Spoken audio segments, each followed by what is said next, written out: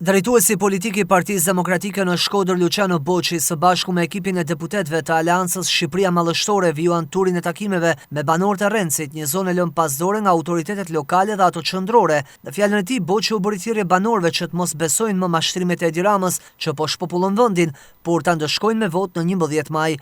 Partia Demokratike ka një plan konkret për zhvillimin e Shkodrës dhe Shqipërisë. Ky njeri e mori 2013-ën, e dini shumë mirë, me mashtrime, me shëndetësi falas, boshe, me ujë 24 orë, me gjoja investim të fermerit, me gjoja punësime, ndërkohë që është populloj Shqipërinë, e dështoj arsimin, e dështoj shëndetësin, i futi pastaj një dajre të bukur atje, fund fare, edhe i mori votat shqiptarëve si ja morin 2013-ën. Shqiptarët nuk janë të lumtur, janë vendi më i palumtur i rajonit.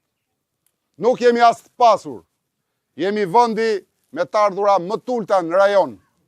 Jemi vendi me pensionet më tulta, me rrogën mesatare më tulët. Jemi vendi me çmimet më të larta, po. Kjo është e vërtet. Jemi vendi me arsimin më të dobët, në fund fare. Jemi vendi me shërbimin shëndetësor më skandalos që mund të ekzistojë. Dhe gjitha këto na i ka sjell ky njeri që sot kërkon pas 12 vitesh përsëris pushtetin. Dhe ç'bën tani? Merë 2 pika, se i pash edhe këshu në reklama sot, 2 pika të programit Partisë Demokratike dhe i paraqet sigur i ka të vetat. Pensioni thot 200 euro, paga minimale 500 euro. E keni dëgjuar? Po mirë më 12 vite ky, pse nuk i dyfishoj pensionet? Vota është dinjitet, vota është e ardhmja, vota i përket fëmijëve tanë, i përket familjeve tona. Mos keni dyshime që vota juaj nëse futet në kuti, do numërohet ndryshe.